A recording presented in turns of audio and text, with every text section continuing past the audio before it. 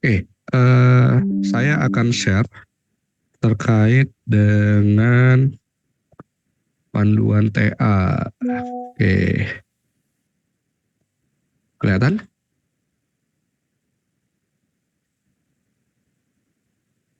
Kelihatan yang saya share? Kelihatan Pak. Oke, eh, oke, saya akan mulai. Eh, Saat ini untuk angkatan yang pertama akan melaksanakan tugas akhir. Tugas akhir ini dilaksanakan dalam 2 semester, yaitu di semester 7 dan semester 8. Semester 7 tugas akhirnya dalam bentuk penulisan proposal tugas akhir, ya. Kalau proposal tugas akhir, kalau semester 8 tugas akhirnya dalam bentuk mata kuliah tugas akhir TA. Jadi bagi mereka yang mengambil mata kuliah proposal, maka mereka adalah peserta dari tugas akhir. Oke. Baik, mari kita mulai dari ruang lingkup tugas akhirnya dulu, ya. Ruang lingkup tugas akhir TA Prodi TRPL mencakup pengembangan produk perangkat lunak berbasiskan aplikasi praktis, riset terapan, serta inovasi dalam rekayasa perangkat lunak yang menjawab kebutuhan industri, teknologi informasi, bisnis digital, dan seterusnya. Mahasiswa diberikan keleluasaan untuk mengembangkan solusi kreatif berbasiskan teknologi perangkat lunak sesuai dengan minat dan kompetensinya, ya. Jadi nggak ada batasan, harus web kah, harus mobile, IoT, ya, atau mau UI UX, bebas. Berikut ruang lingkup TA secara sederhana. Ada pengembangan produk perangkat lunak berbasiskan aplikasi praktis, ada riset terapannya, serta juga ada inovasi dalam rekayasa perangkat lunak. Tugas akhir pada program studi TRPL wajib berfokus pada masalah dengan tingkat kesulitan minimal disebut sebagai broadly defined atau complex engineering problem, sebagaimana didefinisikan dalam Graduate Attributes International Engineering Alliance atau disingkat IEA. Dengan demikian, maka topik tugas akhir harus bisa memenuhi kriteria sebagai berikut. Yang pertama melibatkan aspek teknis dan non teknis, ya, seperti performa, ada keamanan, tes dan yang lain-lainnya. Lalu membutuhkan analisis dan sintesis yang mendalam serta justifikasi metodologinya.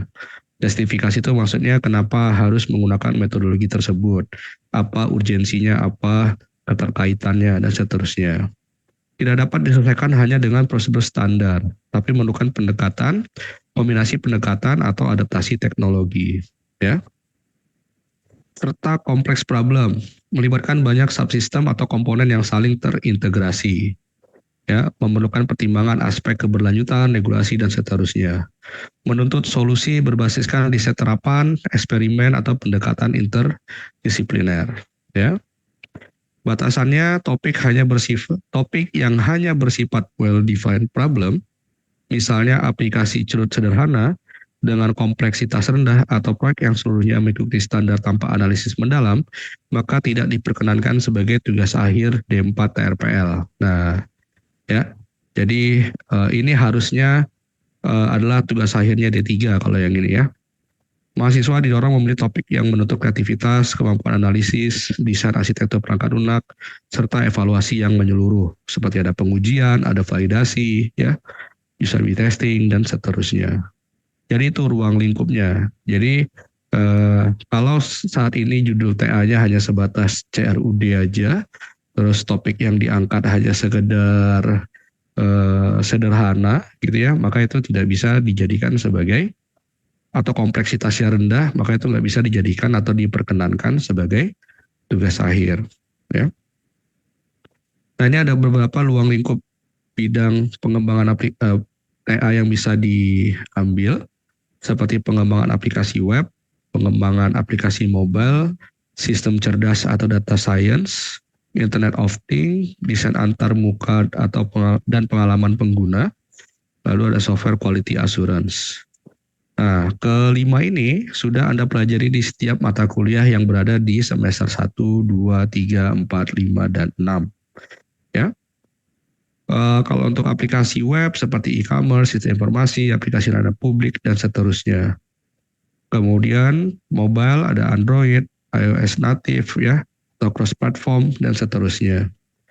Sistem cerdas dan data science, machine learning, data mining, SPK, analisis big data dan seterusnya. IoT ada smart home, smart city, ya, monitoring system dan seterusnya. Antarmuka pengguna UI UX, prototyping, wireframing, ya, dan seterusnya. Software quality assurance, pengujian perangkat lunak, otomasi pengujian, dan sebagainya macam yang lainnya. Lalu kita masuk ke output produk tugas akhirnya. Nah, output ini merujuk kepada ruang lingkupnya tadi. Jadi kalau tadi ruang lingkupnya terkait dengan aplikasi berbasis web, ya maka produknya aplikasi berbasis web, ya, yang bisa diakses dan memiliki berbagai keperluan fungsional. Kemudian ada produk aplikasi mobile, ya, ada contohnya sistem cerdas seperti sistem rekomendasi, ya, produk prediksi penjualan atau apapun yang menggunakan algoritma AI dan seterusnya. Lalu ada produk IoT, sistem monitoring suhu atau yang lain, smart lock, kontrol irigasi otomatis dan seterusnya. Kalau produk pengujian ada kerangka kerja pengembangan menggunakan framework tertentu ya dalam standar pengujian atau alat pengujian otomatis atau desain arsitektur sistem ya. Nah, selain dari produk utama tadi yang dibuat yang ini, maka setiap tugas akhir juga memiliki satu atau beberapa komponen berikut di dalam tugas akhirnya, ya. Seperti berikut. Yang poin pertama terkait dengan artefak RPL-nya, ya. Harus ada use case, class diagram, ERD. Kalau menggunakan desain jaringan, ada arsitektur sistem, ya, atau ada API documentation dan seterusnya. Serta diikuti dengan bukti implementasi workflow pengembangannya. Lalu ada validasi dan evaluasi, ya, melakukan testing multi-level, apakah itu unit testing, integration testing, system testing atau yang lainnya, atau menggunakan usability testing, ya, dan seterusnya, atau juga bisa menggunakan user acceptance test, ya, dan seterusnya. Lalu dokumentasi penelitiannya ada laporan lengkap sesuai dengan format, ya. Kemudian ada draft paper untuk jurnal atau conference, seperti itu. Kemudian analisis yang dilakukan di dalam tugas akhir. Analisis merupakan tahapan fundamental dalam TA yang berfungsi sebagai dasar pengambilan keputusan dalam desain, implementasi, dan evaluasi sistem. Analisis yang dilakukan harus mencerminkan tingkat masalah broadly defined atau tadi complex engineering problem. Ya, bukan hanya sekedar analisis untuk well-defined problem yang sederhana. Sehingga ada poin-poinnya ketika berada di bagian perumusan masalah atau studi pendahuluan, dilakukanlah analisis kebutuhan, analisis permasalahan, ada studi literatur atau benchmark, ya. Bahkan bisa melakukan analisis pasar atau tren teknologi terkini, ya. Di bagian perancangan bisa juga melakukan analisis konsep dan arsitektur, analisis fungsional dan non-fungsional, analisis risiko jika memang judulnya ada hubungan terkaitan dengan hal tersebut. Lalu ada juga analisis terkait dengan teknologi dan implementasinya, ya, terkait dengan pemilihan teknologi, apa alasannya, justifikasinya apa dan seterusnya. Ada analisis kompatibilitas dan integrasinya, ya. Terus juga bisa terkait dengan pertimbangan efisiensi sumber daya dan performa sistem dan seterusnya. Terus terkait dengan analisis etika, hukum, dan keberlanjutan jika memang di judulnya terkait dengan standar-standar atau undang-undang yang berlaku, ya, seperti itu. Lalu pada pengujian dan evaluasi ada analisis pengujian, ya. Ada usability testing, UAT, atau analisis umpan balik jika bersifat deskriptif, gitu ya. Nah, lalu yang keempat, metode dan pendekatan yang digunakan. Nah, metode atau pendekatan yang digunakan dalam tugas akhir berfungsi sebagai kerangka kerja untuk memastikan pengembangan produk dilakukan secara sistematis, terukur, dan dapat divalidasi. Pemilihan metode harus sesuai dengan jenis produk atau TA yang dikembangkan, tingkat kompleksitas masalah, dan kebutuhan evaluasi akademiknya, ya. Nah, ini adalah beberapa metode untuk masing-masing ruang lingkupnya tadi yang bisa dipilih, gitu ya. Jika nanti ada pengembangan aplikasi, maka metode utamanya yang bisa dipilih adalah SDLC ya, atau Agile atau RAD atau seterusnya. Nanti didukung dengan ya banyaklah ya. Kalau sistem cerdas data science, nah ini ada beberapa contoh metode yang bisa digunakan ya. Ini juga beberapa sudah pernah dipelajari kayak eh,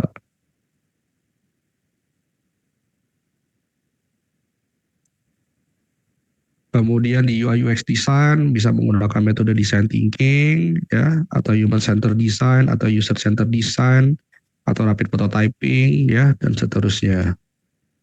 IoT ada prototyping, design thinking, iterative development, dan seterusnya. Software quality assurance bisa unit testing, integration testing, system testing, dan seterusnya. Pendukungnya bisa verification and validation, dan seterusnya. Ya, banyak lagi nih, nanti bisa dicari tahu lebih dalam. Ya. Nah, selanjutnya hal-hal tadi itu nanti akan tertuang di dalam format proposal dan juga laporan tugas akhir. Nah, ini adalah format proposalnya ya. Di mana di dalam format proposal kita sampai bab 3 ya. Mulai dari halaman judul, daftar isi, daftar tabel, daftar gambar. Ada bab 1 pendahuluan terdiri dari 5 poin, latar belakang, rumusan, tujuan, batasan masalah, manfaat. Bab 2 terkait dengan tinjauan pustaka, ada penelitian terkait, ada landasan teori, ada metode pengembangan produknya apa yang dipilih, apakah SDLC dan seterusnya, ada metode analisis yang digunakan, apakah menggunakan usability testing kah, atau menggunakan metode-metode yang lain tadi yang bisa dipilih, ya. Kemudian bab 3 ada metodologi, ada alat dan bahan, apa aja yang digunakan, ya. Jalannya penelitian, bagaimana melakukan proses penelitian, terus tahapan pengembangan aplikasi menggunakan metode apa tadi ya. Jika di sini teorinya, maka di sini tahapan yang akan kalian lakukan. Lalu ada perancangan sistem. Perancangan sistem nanti berupa artefak-artefaknya dari yang dilakukan. Nanti saya kasih contohnya. Lalu ada analisis. Analisisnya tahapan analisis apa yang dipilih dan bagaimana cara melakukannya ya. Kemudian ada jadwal penelitian, daftar pustaka, lampiran, dan seterusnya. Lalu untuk sidang akhir, itu nanti dibuat dalam bentuk laporan akhir. Di sini juga sama, mulai dari halaman judul, pengesahan, dan seterusnya, sampai dengan bab 3 tadi sama. Lalu kemudian bab 4 dan bab 5, di sini ada hasil dan pembahasan, pengujian dan evaluasi. Lalu ada bab 5, kesimpulan dan saran. Ya. Selain menyelesaikan laporan akhir, juga nanti harus membuat draft paper. Ya, untuk draft papernya tidak ada formatting, nanti bisa disesuaikan berdasarkan dosen pembimbing. Ya. Nah, oke, sebentar. Berikutnya, sebelum nanti kita buka sesi tanya jawab. Sekarang kita masuk ke template laporannya. Nah, ini adalah template laporannya, ya. Ini judul tugas akhir. Kalau nanti masih proposal, maka tugas akhirnya dihapus. Kalau sudah nanti di laporan akhir, maka proposalnya dihapus, ya. Disusun oleh nama mahasiswanya siapa, NIM-nya berapa. Untuk memenuhi salah satu syarat gelar sarjana terapan teknik informatika, ya, program studi TRPL jurusan teknik informatika dan seterusnya. Ada kata pengantar, daftar isi, lalu kemudian ini ada keterangannya ya, nanti bisa dibaca cara penulisannya seperti apa. Lalu ada daftar tabel, daftar gambar, ada lampiran, ya, lalu ada abstrak. Nah, di abstrak ini kalau proposal abstrak harusnya masih belum tersedia ya. Karena biasanya di sini nanti ada hasil utama sama kesimpulan. Jadi kalau bagi proposal yang ini itu tidak apa-apa kalau tidak diisi ya. Kemudian di bab 1 pendahuluan, nah ini ada keterangannya tentang bagaimana dia di formatting layoutnya dan seterusnya. Lalu nanti tapi nanti ini yang kayak gini-gini dihapus ya. Nah, ini dihapus, nanti langsung masuk ke satu-satu latar belakang. Nah, mengapa tugas saat ini dilakukan, ya? Nah,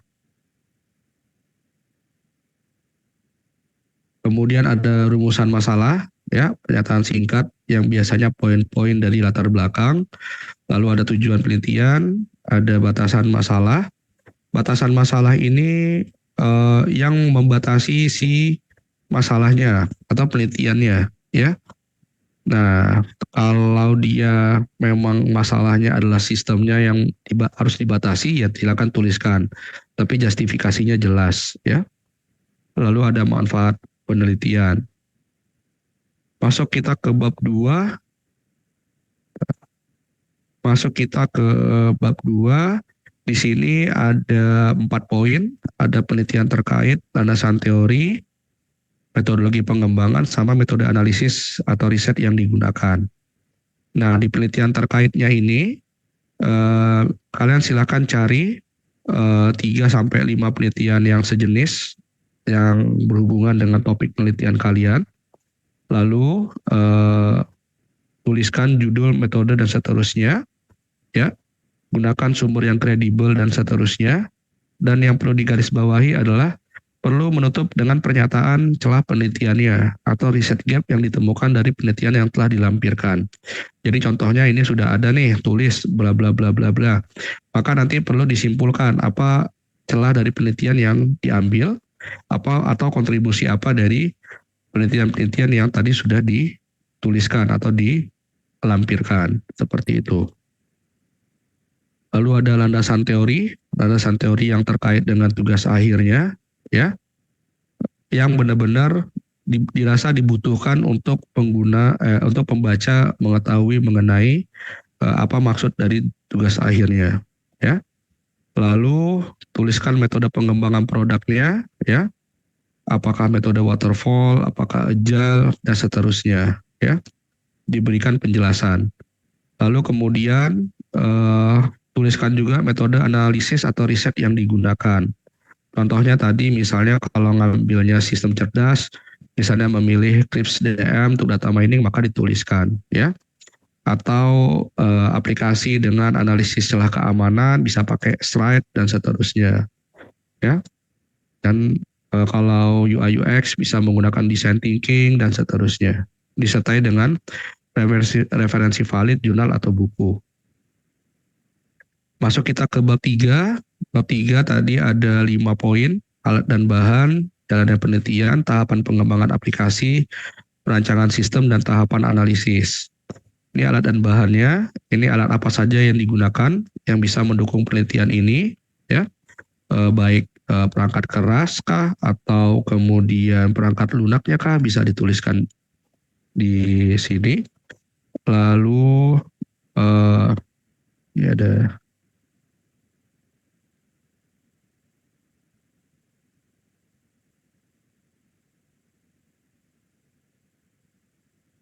nanti saya perbaiki lah, ya. Ini harusnya 311, 311, 312 alat dan bahan. Lalu kemudian di 32 tuliskan bagaimana jalannya penelitiannya, ya. Karena biasanya metode penelitian sama metode pengembangan aplikasi itu berbeda. Kalau metode penelitian itu apa-apa saja langkah yang kamu lakukan atau kamu buat dalam menjalankan si penelitian tugas akhirnya. Dan pengembangan aplikasi itu bisa ada di dalam tahapan penelitian tersebut, ya. Kemudian setelah kamu tuliskan jalannya penelitian, kamu tuliskan tahapan pengembangan aplikasi yang tadi kamu pilih, ya. Kamu jabari nih rencana kamu apa dalam setiap tahapannya. Kalau di bab 2 apa bedanya dengan bab 3? Kalau di bab 2 kamu tuliskan secara general mengenai metode tersebut. Kalau di bab 3 maka kamu sudah harus tuliskan mengenai rencana apa yang akan kamu lakukan sesuai dengan tahapannya. Kemudian ke perancangan sistem. Perancangan sistem ini memuat artefak rancangan sistem yang dikembangkan, ya. Nanti akan tersedia seperti gambaran umum, kebutuhan fungsional, non-fungsional, diagram use case, skenario use case, dan seterusnya.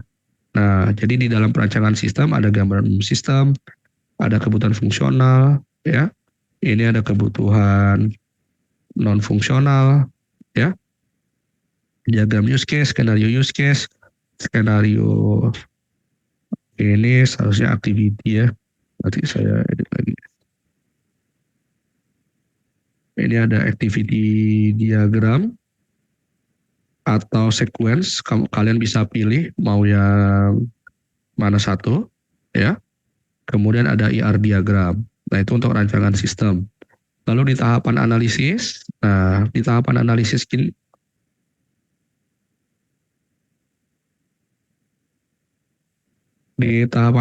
ini kalian silakan tuliskan dan uraikan langkah-langkahnya dalam melakukan analisis. Dan ini harus sesuai dengan subbab 24 sorry. Di bagian 24 ya.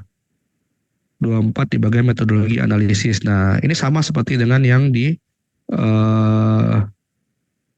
mana tadi ya, di tahap pengembangan. Nah, tapi di sini dituliskan di tahapan analisis metodenya itu apa yang dilakukan, ya, dan seterusnya. Jadi sehingga saya nggak buat nih detail 351-nya apa, 352-nya apa.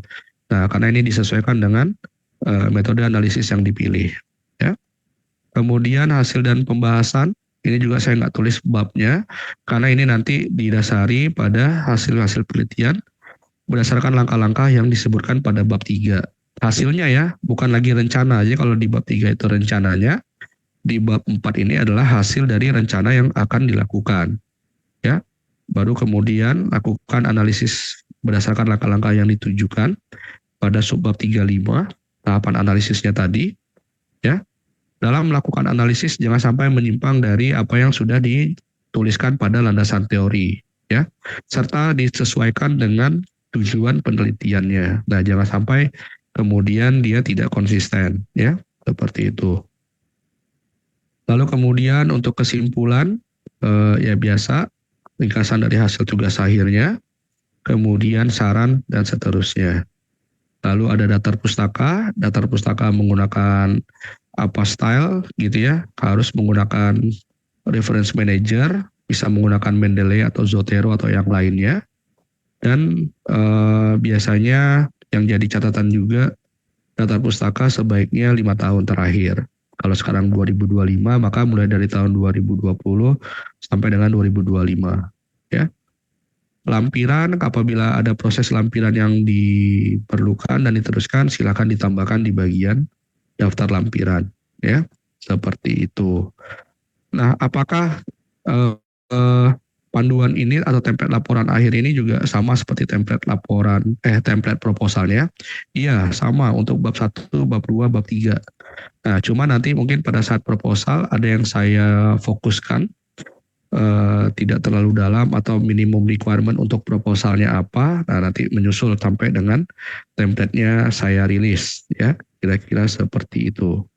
Nah, karena mungkin ada beberapa hal yang bisa diabaikan dulu untuk di tahapan proposal. Tapi memang lebih baik kalau bisa dibuat sampai akhir, sampai ke dalam semua yang diminta di bab 3 itu selesai. Seperti itu kira-kira. Oke, itu kira-kira panduan serta template laporan untuk tugas akhir Anda di Prodi TRPL. Nah, sekarang tentu adalah sesi yang Anda tunggu-tunggu. Silakan bagi yang ingin bertanya, maka kita bisa diskusi terkait dengan seperti apa tugas akhir Anda. Silakan dibuka pertanyaannya. Mana kemarin yang ngejar-ngejar saya? Udah saya buka nih, kok nggak ada pertanyaan?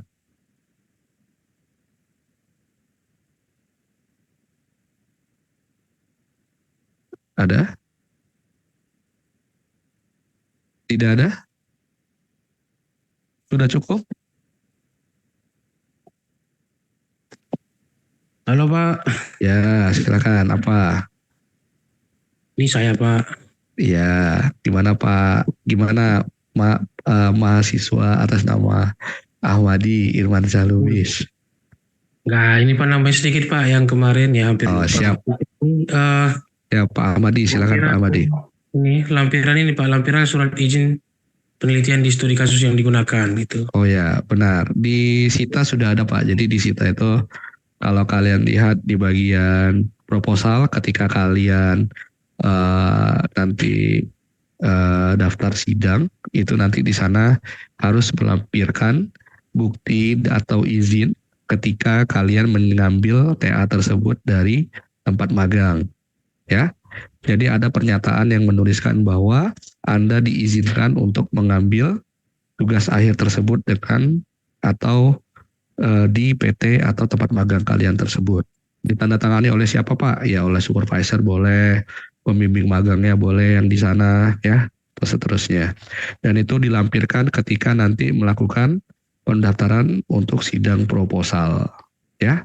Nah, template-nya ada nggak Pak? Template-nya tidak ada, tapi yang penting ada pernyataan yang menegaskan bahwa kalian diberikan izin untuk mengambil data atau mengambil judul dari tempat tugas akhirnya berdasarkan tempat kalian magang. Ya, nah, terima kasih Pak Ahmadi sudah diingatkan. Nah, walaupun memang nanti di situ juga ada, ya, filenya. Nah, apalagi izin bertanya Pak, misalkan aplikasi web kan tidak hanya boleh CRUD, ya memang benar. Nah, itu pengukurannya bagaimana Pak? Kalau projectnya loh, tadi sudah dibilang di sini. Di sini ada kata-katanya. Nah, ini kan ada sistem dengan kompleksitas rendah. Tahu ya, dengan kompleksitas rendah berarti hanya terdiri dari 2 sampai 3 proses bisnis. Nah, misalnya seperti itu. Kalau memang TA-nya sangat berhubungan sekali dengan aplikasi berbasis web misalnya, maka ya nggak bisa kalau cuman root dengan kompleksitas rendah. Gimana Pak bisa tahu kompleksitasnya tinggi atau rendah? Maka pentingnya bimbingan bersama pembimbing itu perlu, sehingga nanti tahu pembimbingnya mengarahkan apakah kompleksitasnya sudah cukup atau belum. Nah, seperti itu. Ya, dah, apalagi.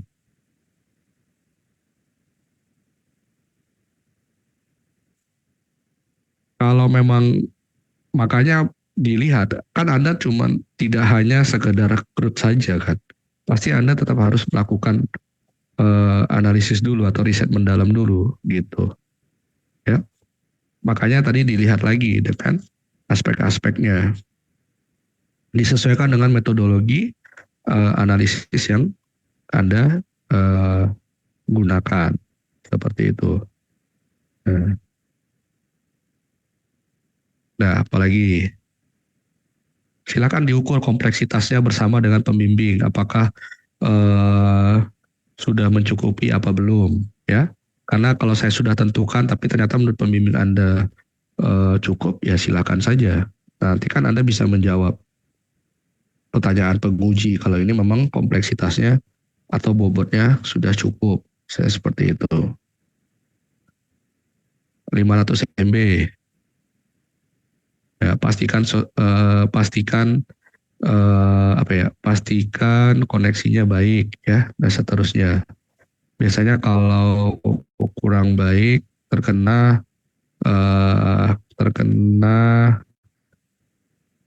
apa ya namanya ya? Terkena blocking dari Cloudflare-nya ya. Pak izin bertanya untuk World Web jadi nggak ada lampiran. Oh ada. Tadi kan ada tuh. Coba saya share lagi. Saya share lagi panduannya.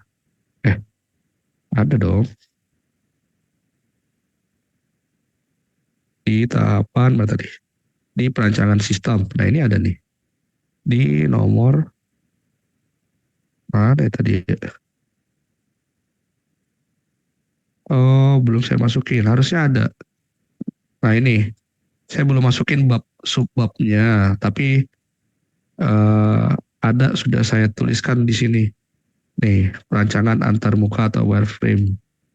Nah kayaknya tadi seharusnya habis ini deh 348 berarti ini ada satu lagi. Lupa saya masukinnya. Ada ini IR diagram dan perancangan antarmuka wireframe Atau kalau perangkat keras IoT ada desain perangkat kerasnya, ya ada. Ya, ukurannya 3x4 untuk foto yang ada di Sita. Jadi ketika kalian sudah melengkapi semua identitas di Sita, baru kemudian bisa menggunakan fitur-fitur yang lain. Foto itu digunakan ketika ujian dilakukan untuk memastikan apakah si peserta sidangnya beneran gitu ya. Kalau belum dapat tempat magang, namun proyek dari hasil freelance, ya tidak perlu. Kalau memang kalau memang kamu bisa menilai apakah judul kamu itu tidak bermasalah ketika diuji, ya. Kamu bisa menggaransi atau kamu bisa menerima konsekuensi kalau ternyata pada saat sidang akhir ternyata judulmu tidak boleh diperkenankan untuk dibuka codingannya. Atau judulmu tidak diizinkan untuk dilihat codingannya, sementara penguji pasti akan menanyakan hal tersebut. Kalau kamu tidak bisa, maka kamu akan diminta untuk sidang ulang kembali atau menyusun TA-nya kembali. Maka penting untuk meyakinkan apakah judul itu memang bisa dan bisa untuk dijadikan tugas akhir. Ya, seperti itu. Makanya pakai nama lah, ini pakai 123 nanti saya nih. Ya, boleh.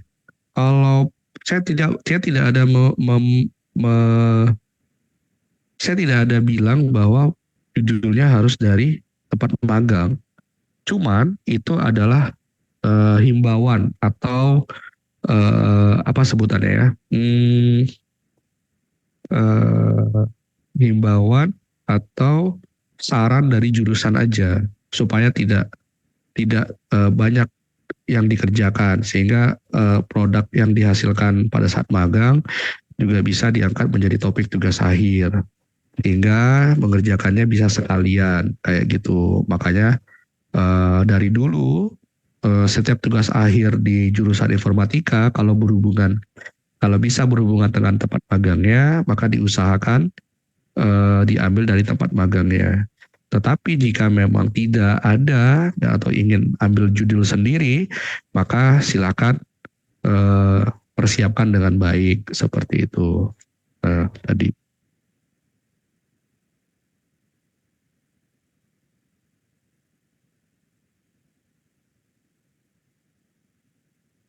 Ya, Pak, untuk sidang itu kan tanggal 23. Tidak, siapa yang bilang kalian sidang hanya tanggal 23?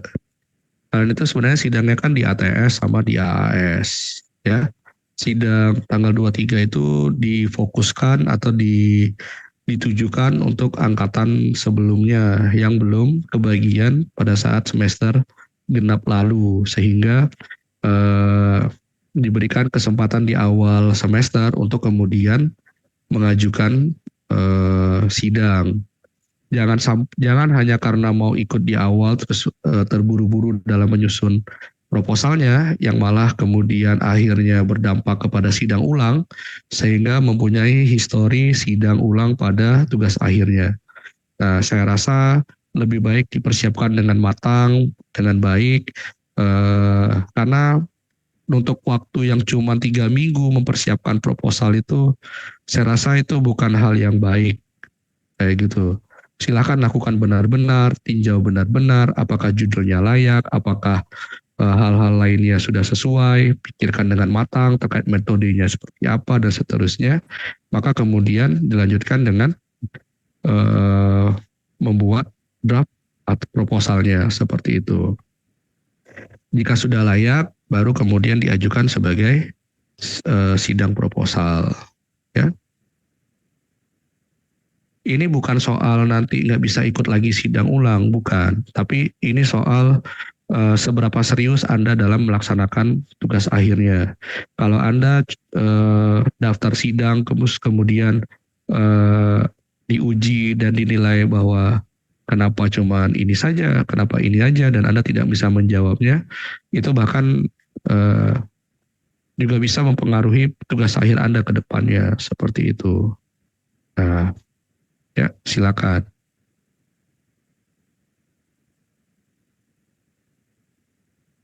Sidang itu kan ada 2 kali ya, ada 2 kali ATS sama AAS. Untuk deal, fokusnya untuk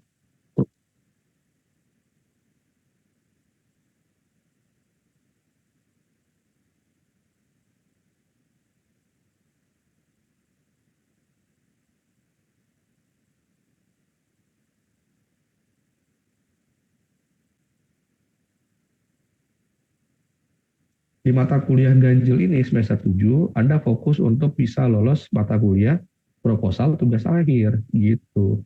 Jadi kalaupun Anda 2 kali sidang proposal, ya itu saya rasa sudah maksimal lah.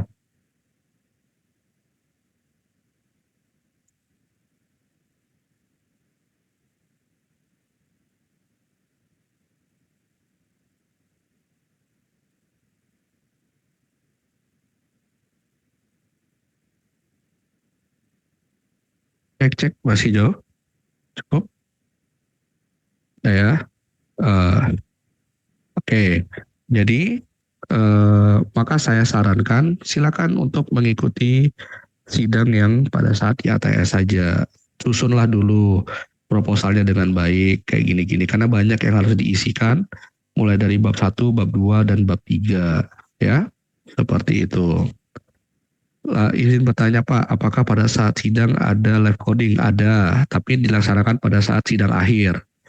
Jadi di sidang akhir nanti Anda akan diminta oleh penguji untuk menunjukkan source code-nya, lalu Anda diminta untuk melakukan hal-hal yang diminta oleh penguji.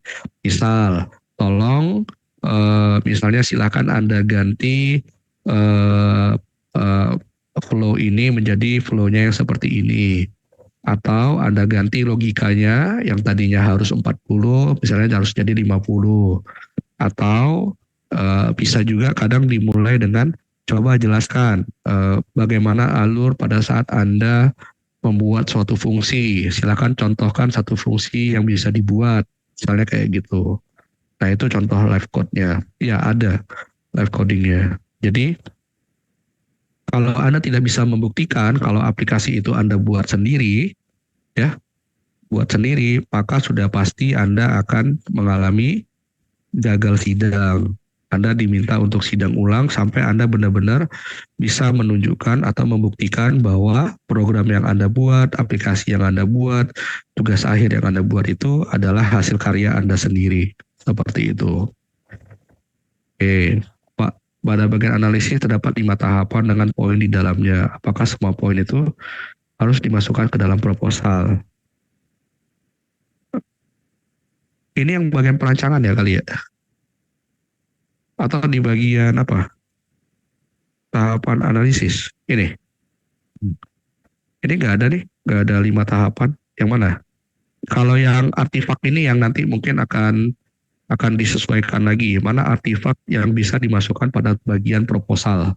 Seperti itu. Apa saja?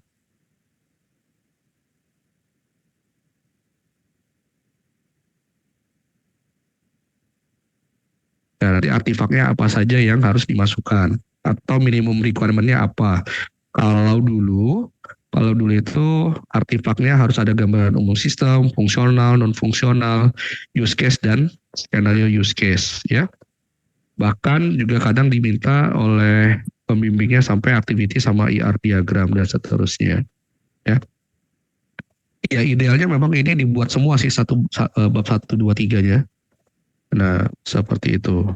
Ya.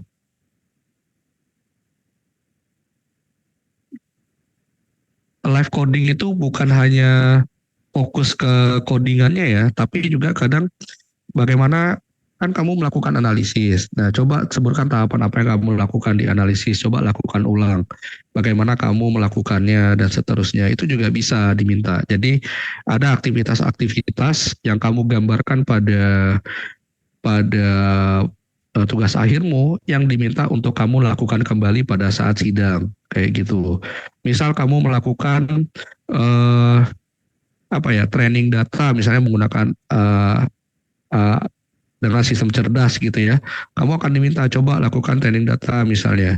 Atau coba buktikan bahwa kamu sudah melakukan training datanya, mana hasil prosesnya dan seterusnya. Nah, kadang seperti itu diminta. Jadi bukan hanya live code-nya. Nah, kalau untuk UI UX kan kamu nanti juga akan ditanya juga pada saat kamu menggunakan metode untuk analisis UI UX-nya. Misalnya seperti itu, ya. Nah, coba kamu buktikan aktivitas tersebut, aktivitas itu dilakukan di mana dan seterusnya. Nah, template laporan bisa akses di mana? Nanti bisa akses di mata kuliah proposal tugas akhir, nanti akan diletakkan di learning-nya, ya, dan seterusnya. Oke, atau nanti saya bagikan di grup juga boleh, nggak ada masalah, ya. Pasti ada final final revisi dulu, karena tadi ada bagian yang belum termasuk, nanti bisa dimasukkan dulu ya. Nah, tadi sempat terlewat ketika di bagian perancangan sistem, harusnya ini ada perancangan antarmuka. Nah, yang harusnya dimasukkan ke 348 seperti itu. Nanti juga akan diberikan contohnya lah, contoh proposalnya misalnya, ya. Nah, apalagi, kan?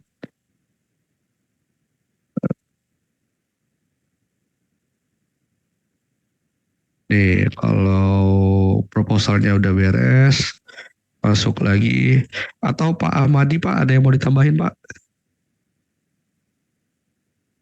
Apalagi nih kira-kira kemarin dari pembahasan kita yang saya lupa untuk menyampaikan.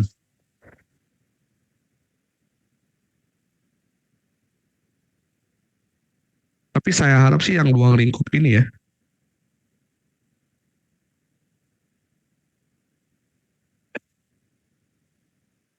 Nah, ini penting ya.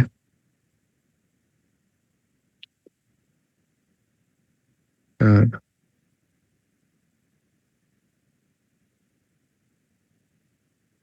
sehingga nanti komponen atau bobotnya benar-benar bobot tugas akhir untuk D4, bukan untuk D3. Seperti itu. Ya. Nah, itu yang kemudian harus dipahami. Kalau ini hanya contoh-contoh aja sih. Ya. Nah, apalagi.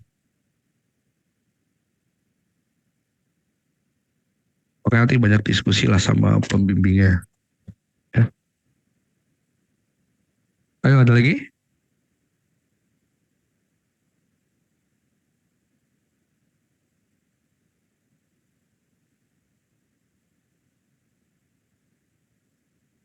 Iya, bisa. Jadi kalau kamu mengambil topik tugas akhir dari suatu produk yang dikerjakan secara berkelompok, kamu tetap harus mengajukan usulan judulnya dengan spesifik terhadap apa yang kamu kerjakan. Atau bahkan mengambil topik yang memang walaupun dia bagian dari suatu produk besar, tapi kan tentu ada poin yang bisa kamu jadikan sebagai judul. Nah, kamu kemudian bisa fokus di sana nanti apa yang kamu kerjakan dan apa poin analisis yang kamu terapkan di dalam tugas akhir kamu, kayak gitu, ya. Nah, itu.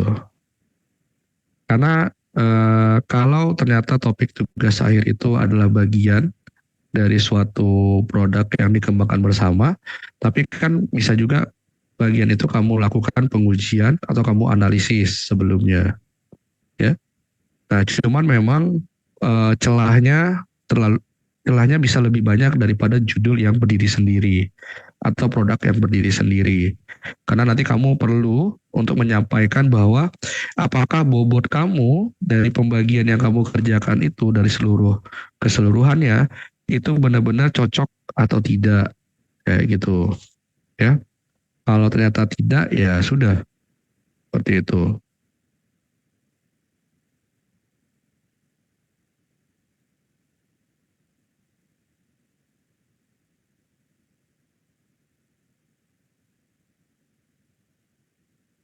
Untuk game mobile, mana game? Ada game ya? Oh, mobile game. Ya mungkin aja kamu mengembangkan suatu aplikasi dengan gamifikasi yang berbasiskan mobile, ya silakan aja. Kan nggak ada masalah kan? Atau kamu memang ternyata mau mengembangkan game dengan menggunakan mobile, ya silakan aja. Selagi kamu tetap bisa melengkapinya dengan poin analisisnya kayak gitu. Nah, karena kan di aplikasi mobile saya nggak menutup kemungkinan kalau kamu juga ingin tertarik ngembangin game mobile kan, ya silahkan aja.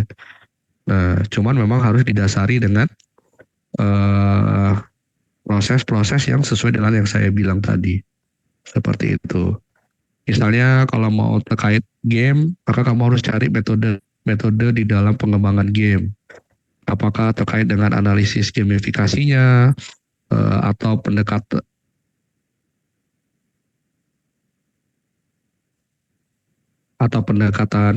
yang lainnya ya. Nah, itu juga bisa silakan di riset aja dulu. Nah, apa sih metode-metode atau poin analisis di dalam penerapan sebuah game mobile misalnya gitu ya. Nah, silakan. Misalnya kalau untuk di mobile kadang pengembangan sistemnya kadang bukan SDLC kadang tapi MLDC atau Mobile Life Cycle. Oh ya, dia M-nya ada Mobile Life Cycle Mobile Development Life Cycle, MDLC. Nah, Mobile Development Life Cycle berarti pengembangannya mengikuti tahapan pengembangan mobile. Nah, itu kadang bisa bisa fokusnya ke situ juga, ya. Nah, jadi nggak harus ketika menggunakan mobile harus pakai SDLC, ya. Nah, apalagi kita punya waktu 28 menit lagi. Silakan.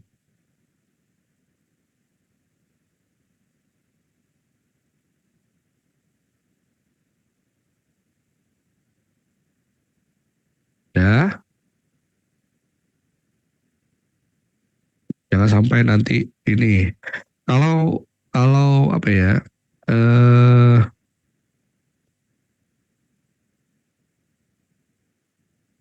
sulit juga karena kalau mau mencontohkan kita belum ada TA TRPL sebelumnya.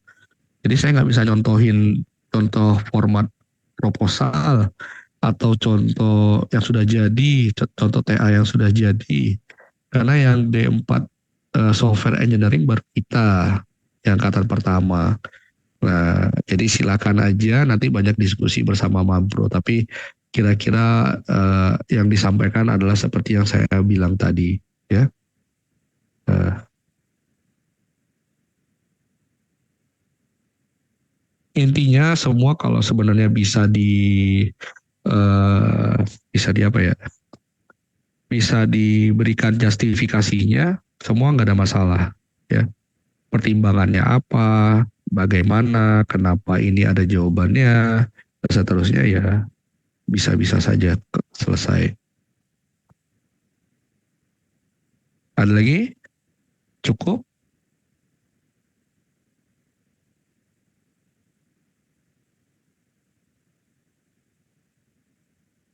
Cukup? Cukup? Ada lagi?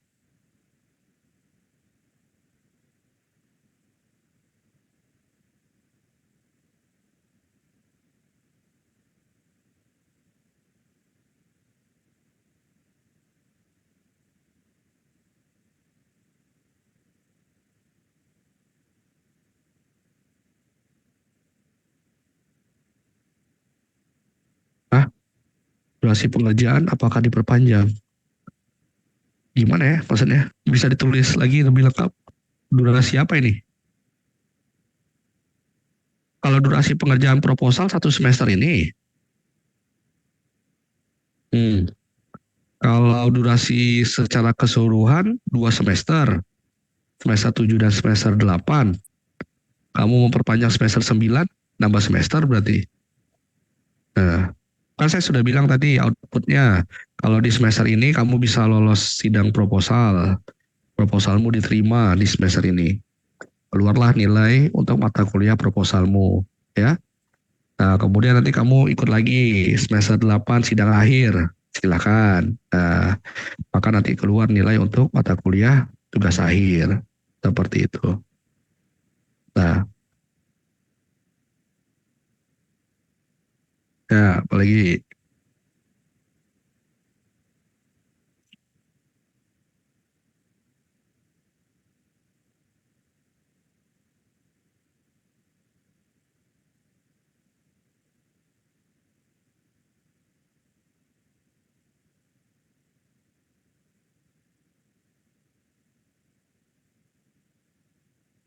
Tidak ada?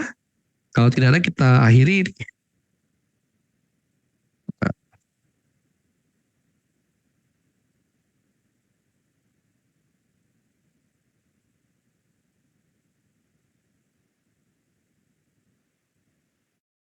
Galih, masih ada Galih?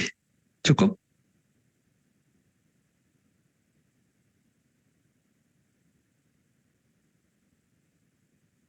Cukup Pak? Oke, sip.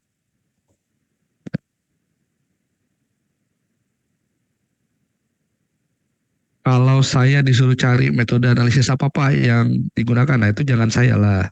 Kalian lah yang diskusi bersama pembimbing.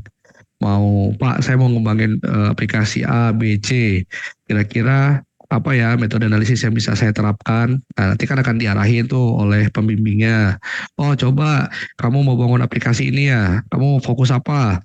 Di tempat saya itu masalahnya terkait dengan performa Pak. Kami harus ngembangin aplikasi yang performanya handal misalnya.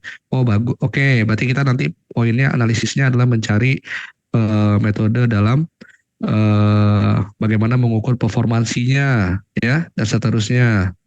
Nah, sehingga nanti ketika tujuannya adalah menjadikan menghasilkan web atau aplikasi yang memiliki performa handal dan performa handal itu bisa dibuktikan dengan metode analisis performanya seperti itu. Ya ada, udah saya record nih, nanti saya bagikan di grup. Eh, eh. Atau Pak, saya diminta untuk membangun aplikasi yang ditujukan untuk orang tua Pak. Nah, mungkin orang tua ini berarti kamu harus buat aplikasi yang mudah digunakan. Misalnya, aspek apa, analisis apa yang bisa menentukan bahwa aplikasi itu mudah digunakan misalnya. Cari metode pendukungnya atau yang lainnya seperti apa sehingga ketika kamu nanti mengklaim itu adalah sesuai dengan tujuan maka dibuktikan dengan metode maka harusnya itu sudah clear.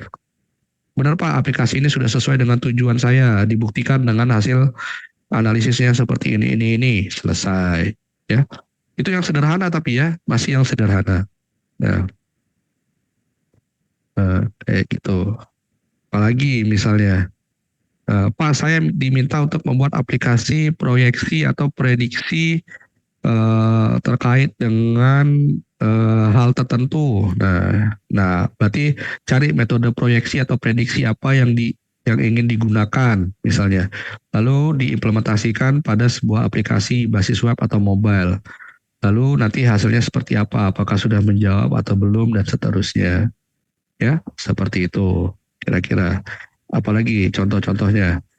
Eh, eh, lagi ya. Oh, Pak, saya ingin mengembangkan aplikasi, tapi memang concern masalahnya terkait dengan keamanannya, di mana aplikasi ini itu eh, terkait dengan privasi data atau keamanan data pengguna itu sangat penting, Pak. Maka aplikasi yang saya bangun harus bisa menjamin itu. Nah, maka ketika kamu menjawab bahwa aplikasi kamu aman, maka kamu harus melakukan metode analisis keamanannya. Cari metodenya apa, misalnya.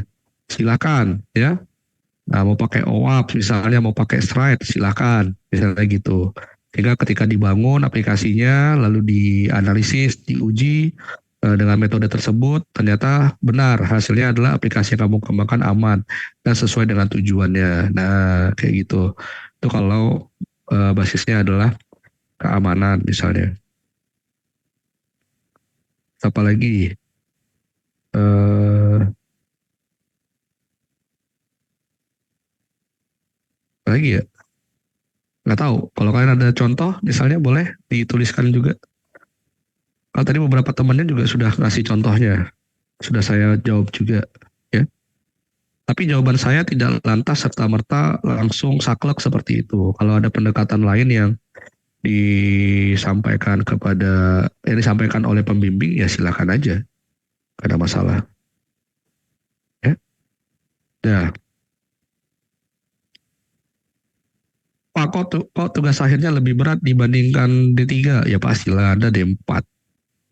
Anda sarjana terapan, nah satu diploma, ya. Anda kompleks, yang satu well defined, beda.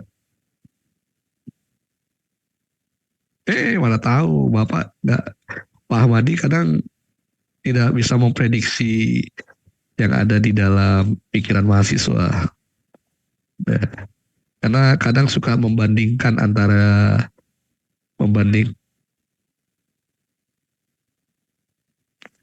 Itu udah saya sampaikan itu Pak ke mahasiswa bimbingan saya itu. Oh iya, nah, itu udah saya sampaikan tadi. D4 itu ngapain, D3 itu ngapain. Kadang-kadang kan mahasiswa ini kan suka kali kan mengadu nasib gitu kan. Oh, beda apa dengan anak D3? Lah, Ya, udah D4 namanya gitu. iya. Kamu 4 tahun, mereka 3 tahun kan. Ya, ilmunya kamu lebih banyak. Iya. Suka kali mempersamakan nasib tuh. Oke, ada pertanyaan dari Ali. Pak, bagaimana perbandingan aplikasi A dan B? Silakan kalau mau membandingkan. Tapi jelas hipotesisnya apa? Hipotesis awalnya apa? Kenapa ingin membandingkan? Misalnya begitu. Misalnya yang biasanya perbandingan ini kadang UI UX, biasanya mana desain yang lebih baik antara A atau B misalnya. Lalu menggunakan metode apa? Lalu kemudian ketika dilakukan perbandingan, analisis yang membuktikan hipotesisnya tadi apa? Nah itu juga bisa, ya bisa. Nah, begitu. Nah, kan ini kan Pak, kalau ambil tugas akhir dari tempat magang, datanya nggak boleh dipublish, gimana? Nah, menggunakan data. Oh, kalau soal datanya ini juga harus ini ya, harus ada surat pernyataannya, misalnya begitu. Nah, ya, surat pernyataannya. Nah, asal kamu bisa garansi bahwa data tersebut serupa. Nah, itu kamu harus nanti harus bimbingan juga ke dosennya. Walaupun data tersebut data dummy, tapi data dummy yang seperti apa yang diperbolehkan. Nah, itu juga harus dicari tahu. Ya. Karena kalau kamu tidak bisa mempertahankan atau tidak bisa menjaga konsistensi data yang antara yang data realnya sama data dummy-nya, nanti apakah itu bisa mencerminkan hasil atau enggak? Nah, itu sulit. Makanya kalau untuk yang dari tempat magang ada ngambil data di sana, mau nanti digunakan atau enggak, harus ada surat pernyataan tetap. Kayak gitu. Kira-kira. Gitu kan Pak Ahmadi ya? Pak Ahmadi ada lagi keluh kesah Pak? Ngomong kita masih ada waktu 17 Ya, menit. masih menghimpun keluh kesah ini Pak sampai sekarang ini. Kira-kira begitu teman-teman. Nah, teman-teman mahasiswa semua. Ada lagi? Nilainya E untuk mata kuliah yang diambil di semester ini. Ya. Pertanyaan fitrah begitu ya kira-kira. Nah, nanti diambil lagi di semester depan misalnya. Kayak gitu. Nah, ya kalau belum kan nggak bisa nilai. Maka nilainya nggak ada. Kalau nilainya nggak ada, ya E berarti. Kalau E berarti diulang. Nah, diulang dia. Nah, nanti terkait dengan magang bisa tanya sama Bu Tika ya. Oke, apalagi?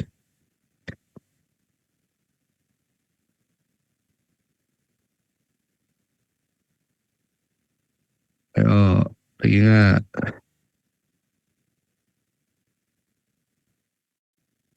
Ayo, ayo.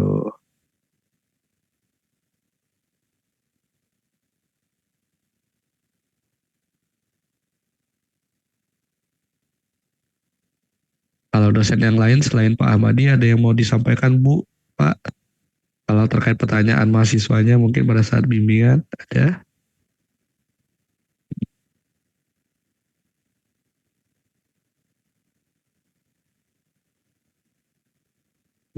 Nggak ada formatnya. Tapi yang jelas di dalam surat tersebut ada pernyataan itu aja. Ya, ada pernyataan bahwa perusahaan mengizinkan datanya untuk digunakan, misalnya. Bahwa perusahaan mengizinkan tugas akhir yang berhubungan dengan perusahaannya untuk diangkat sebagai judul tugas akhir dan seterusnya. Gitu. Format sendiri ya, dan format sendiri. Nah, tapi di dalamnya tentu ada tanda tangan, ada cap perusahaannya, ya, dan seterusnya. Dan lebih baik bermaterai, karena nanti mempunyai kekuatan hukum. Ya, lagi. Nanti kita buatlah sesi sebulan sekali lah kayak gini ya, untuk pertanyaan. Ini bulan apa nih? Tanggal 19. Mungkin nanti tanggal 17 bulan Oktober, nah nanti kita buka lagi. Atau tanggal 10, 4 minggu lagi dari sekarang, kita buat lagi sesi tugas akhir lagi. Ya, seperti itu. Nah, ada lagi? Tidak ada? Pak Ahmadi sepertinya tidak ada lagi Pak Ahmadi. Mungkin saya akan mengakhiri sampai sini. Untuk panduan tadi dan juga template untuk yang finalnya nanti akan saya rilis ke grup angkatannya ya. Dan biasa nanti saya akan email ke semua dosen pembimbingnya supaya dosen pembimbingnya juga memiliki format dan memiliki panduan serta formatnya seperti itu. Oke? Dah, fokus untuk menyusun dengan baik ya. Jangan pikirkan bahwa tanggal 23 saya harus maju, jangan. Kerjakan dengan baik ya. Cari susun dengan oke dan seterusnya. Baru kemudian udah yakin, udah dicek berkali-kali, baru ajukan sebagai proposal. Nah, karena nggak ada sesuatu yang baik dari hal yang dilakukan buru-buru. Oke? Nah, itu aja. Baik, udah presensinya tadi sudah belum ya? Atau saya up lagi ya? Silakan presensinya di upload. Diisi sebagai nanti pegangan saya apakah kamu mau hadiri sosialisasi atau tidak. Oke? Baik, sampai di situ selamat mengerjakan tugas akhir. Semoga target di tiap semester ini, semester 7 bisa lulus proposal, kemudian semester depan bisa selesai TA, sehingga Anda bisa lulus tepat waktu tercapai. Amin. Pesertanya 90, ya semoga nanti yang lulus juga 90. Amin. Masuknya bareng, keluarnya juga bareng-bareng ya. Nah, itu aja. Diaminkan oleh lebih dari 40 orang, biasanya terkabul tadi. Gitu. Siap. Dan saling support antara satu sama lain. Jangan saling menutup misalnya. Kalau kamu ada perkembangan, temanmu sejenis TA-nya, nah saling support, saling berbagi ya. Dan seterusnya. Amin ya Allah. Nah, amin sampai 40 kali. Siap. Oke, Pak Ahmadi terima kasih, atau Bapak Ibu dosen yang lain yang sudah hadir, terima kasih. Nanti saya akan berikan panduannya ke Bapak Ibu dosen juga ya. Untuk mahasiswa juga akan saya segera berikan. Oke, saya cukupkan sampai di sini semuanya. Selamat malam. Selamat malam Pak. Terima kasih Pak. Terima kasih. Terima kasih banyak. Terima kasih Pak.